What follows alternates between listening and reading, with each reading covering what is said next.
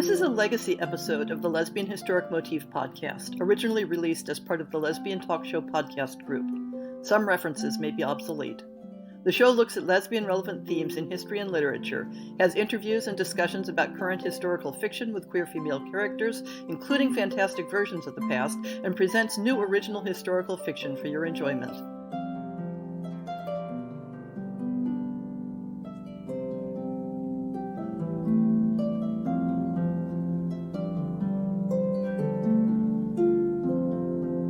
When we look for queer women in history, how do we know what we're looking for? How will we know when we find them? If we go into the historic record with a preconceived idea of what queer people's lives were like, what their hazards and joys were, will we recognize what we find? When we start to depict queer women in historical fiction, how do we imagine their lives? What did their families, their neighbors, their lovers think about them? Were they closeted or open? Were they accepted or persecuted?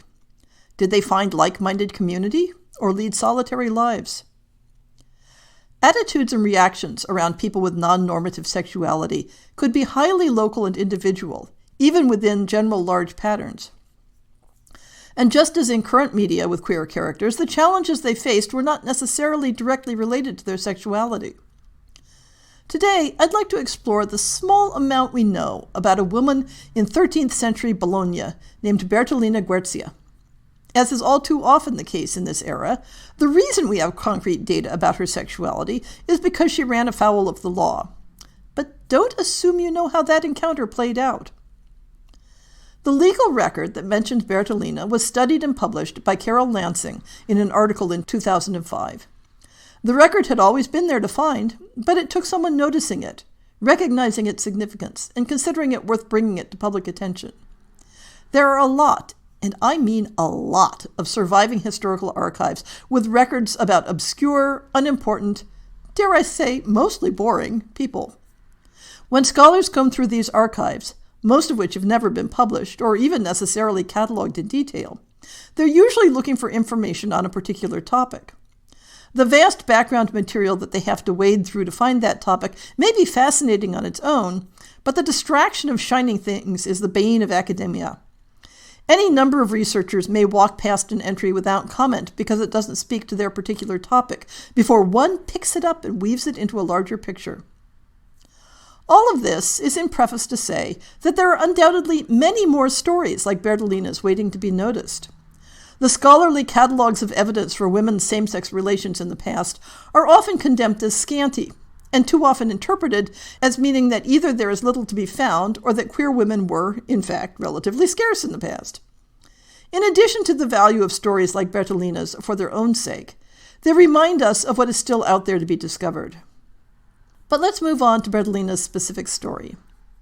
The record mentioning her is from 1295. As I noted earlier, she lived in Bologna, Italy, though keep in mind that Italy was mostly a vague concept at this idea, not a coherent nation-state.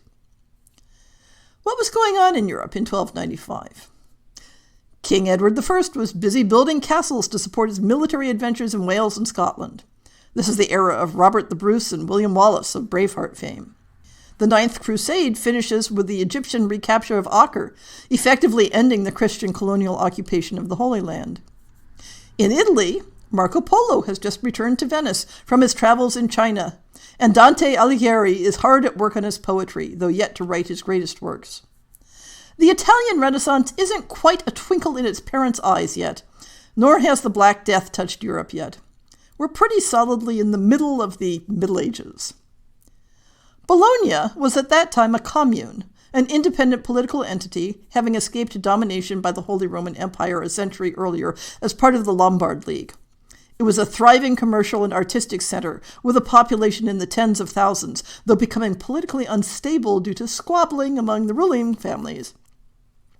Infractions against the law, the context of Bertolina's story, were judged in the civic court by appointed judges who were typically outsiders, in place for a limited term.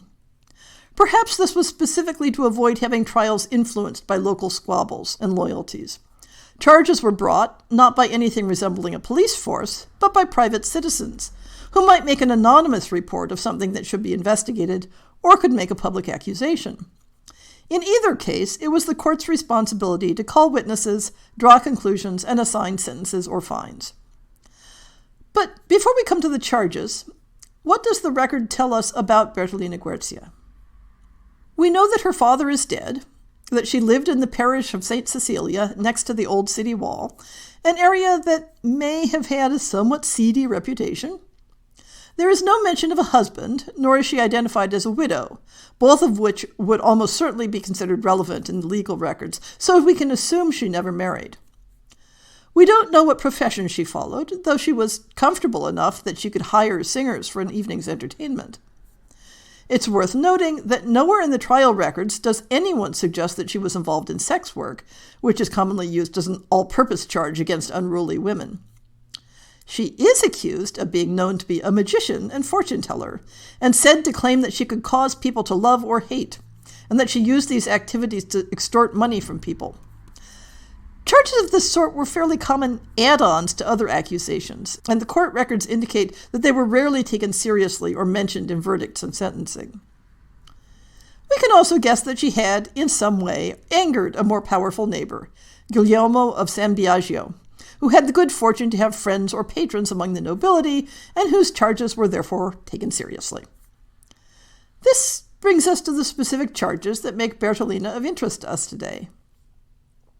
The original anonymous report stated that she, quote, is and long has been, especially for the last 6 months, a public and well-known sodomite, using a certain mancipium with 2 silk testicles, conducting herself lustfully with women with this mancipium, as men do with women, unquote. The charge also uses some formulaic language, most likely derived from clerical writings about sodomy, calling the act unspeakable and contrary to human nature. And, as noted previously, the charge added that, quote, she is a public and well-known magician and diviner, deceiving the men and women of the city of Bologna, extorting money from them, saying that she was able to make people greatly and entirely love her and make others hate in the manner of a magician and idolater, unquote. What did it mean for a woman to be called a sorcerer, affecturatrix? How did 13th century Bolognese people understand these alleged abilities? We don't have examples of what Bertolina was supposed to have done, but one of her fellow citizens of Bologna, a woman named Monaneccia, it was said she casts spells on men and women and is a fortune teller and can teach how to make transfigurations of people to extort money, who says she can make the person you want love you at your will and can bring up tempests and hailstorms so that no one could escape death. Another woman, who was labeled an affecturatrix like Bertolina, was said to keep an image of a human figure with spines stuck in it. So the charges against Bertolina were meant to evoke the image of similar acts and abilities. But the records indicate that such charges often seem to have been made as leverage when the true dispute was unrelated, and in the above cases, the women were not convicted of the charges of magic. The judge assigned to Bertolina's case, a man named Lantelmo of Aliata, followed standard legal procedures and held an inquest, at which 4 of Bertolina's neighbors were questioned regarding the charges. Had they heard anything by vox or fama, that is, by direct information or by public reputation, that would corroborate the accusation? Each testified in the negative. At this point, our understanding of the case must split in 2 possible directions, as we shall see. Either the later detailed testimony was a complete fabrication, an unusually explicit and specific one, or Bertolina's neighbors had no particular problem with a woman conducting herself lustfully with women and performing love magic for pay. It is, of course, also possible that they did have a problem with it, but not enough to report it to the law themselves, and not enough to be worth the trouble of getting personally involved. Those denials might have put an end to the matter, and if so, would have deprived us of some of the more interesting details of the case. But Bertolina's anonymous accuser came forward in person to pursue the case and bring his own witnesses. We can tell that this Guglielmo was a man of some standing, because when you appeared in the court, you had to provide references who would back you up, and his were 3 powerful noblemen of the city. Who was Guglielmo, and what did he have against Bertolina? That we can't tell. He wasn't an immediate neighbor, and seems to have run in a different social stratum, but from the language of the original accusation, that Bertolina extorted money from people through her magic, he may have been an unsatisfied customer. Or, and here is an intriguing possibility, he may have been a romantic rival, thus the focus on Bertolina's sexuality. In any event, Guglielmo produced 2 witnesses, only one of whom directly addresses Bertolina's actions. Bertolina was also summoned to appear, but declined.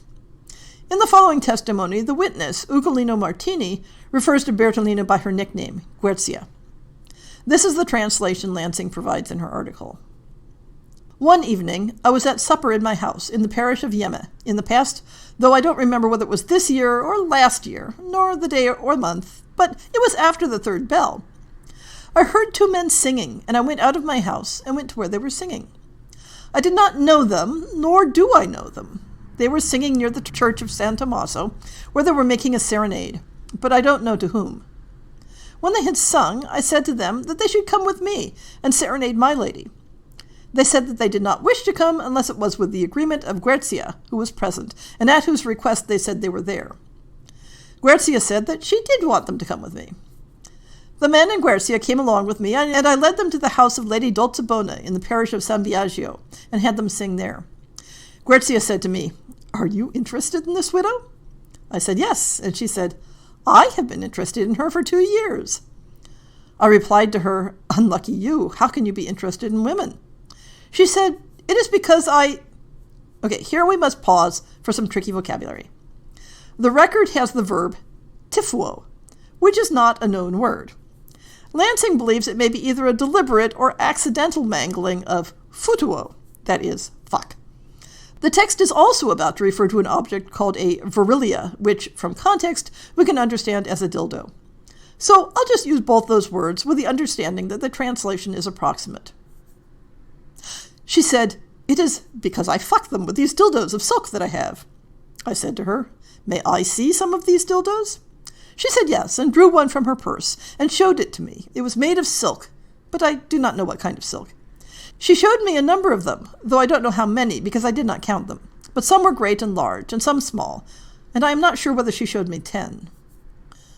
Ugolino testified that he didn't actually see her using the virilia, and that he knew nothing at all about the other charges. The magic and divination were not mentioned. Bertolina was summoned to appear in her own defense, but declined to appear. The judge assigned an improbably large fine as an alternative to being banned from the city. There is no further mention of her in the records, and she is unlikely to have been able to pay the fine, so she may have left town. Or it may be that her accuser was satisfied with the moral victory and didn't pursue the matter further. Although the conviction appears to have been entirely on the charge of sodomy, the outcome should not be taken as evidence that 13th century Bologna was tolerant of homosexuality in general.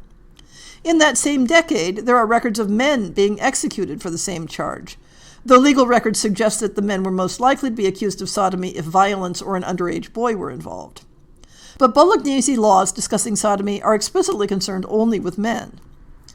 It's noteworthy that Ugolino's testimony, assuming we can take it at face value, suggests an atmosphere of acceptance and perhaps even sympathy for women's same-sex relations. He tells a story about love and courtship, not about unspeakable and unnatural passions. Bertolina apparently felt no qualms about disclosing her sexual interest in Dolcebona to her rival in love, nor about boasting of how she satisfied female lovers when he suggested that she was unfortunate to have fallen for a woman. We may perhaps guess that the target of her hired serenaders may have been another woman she was courting. The court appears to have taken no interest in her potential partners. Dolcebona was not summoned to testify, and although the original accusation and Ugolino's testimony show a lurid fascination with the use of an artificial penis, this doesn't seem to have been a point of particular outrage. Ugolino, again assuming we can take his testimony at face value, knew about Bertolina's boasting for quite some time before he was induced to provide information in court. He certainly hadn't felt the need to make an accusation on his own, and Bertolina's neighbors, who were initially interrogated and must have been aware of her proclivities if she were as open about them as it seems, were willing to cover for her by disclaiming any knowledge. But Bertolina's refusal to appear before the court, indeed she appears to have gone into hiding to avoid those sent to summon her, suggests that there were limits to tolerance in the face of an outright accusation. Her accuser, Guglielmo, presumably had enough power and a sufficient grudge to make her life unpleasant, regardless of the outcome in court. But all the evidence suggests that the charge of sodomy may have been a convenient dodge rather than his primary grudge. Let us sum up the most rosy, though quite plausible, scenario here. A single woman, of comfortable means, though not high social status, is open about her romantic and sexual interest in women, even to the point of discussing it with a relative stranger. She boasts of satisfying her female lovers with an artificial penis, but is not otherwise masculine in her presentation or habits. Her neighbors, though presumably aware of all this, not only make no complaint of her, but keep silent when asked to testify against her. When the court is forced to consider sexual charges against her due to the status and persistence of her accuser, it goes through the motions, offers a very lenient, if expensive, judgment, and does not pursue either her or her lovers beyond that. This sheds a different light on the general absence of women in medieval legal records concerning sodomy. One of the frustrations of researching sexuality in legal records, not the theoretical treatises such as penitential manuals, but records of actual accusations and trials, is that an absence of evidence is highly ambiguous. Does it mean that the practice in question wasn't regarded as a crime? Or that it didn't occur?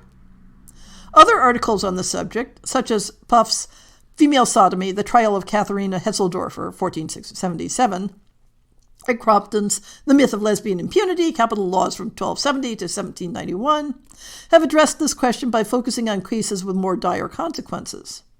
But Bertolina's case suggests that women's same-sex relations may have not simply flown under the radar for the most part, but considered of trivial importance even when brought to official attention. This case provides a relatively even-handed glimpse into a casual acceptance of romantic and sexual relations between women being similar and parallel to those between men and women.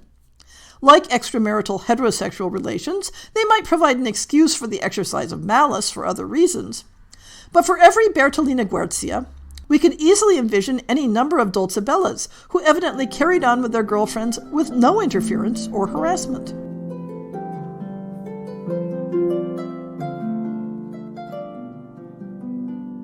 I hope you've enjoyed this episode of the Lesbian Historic Motif Podcast.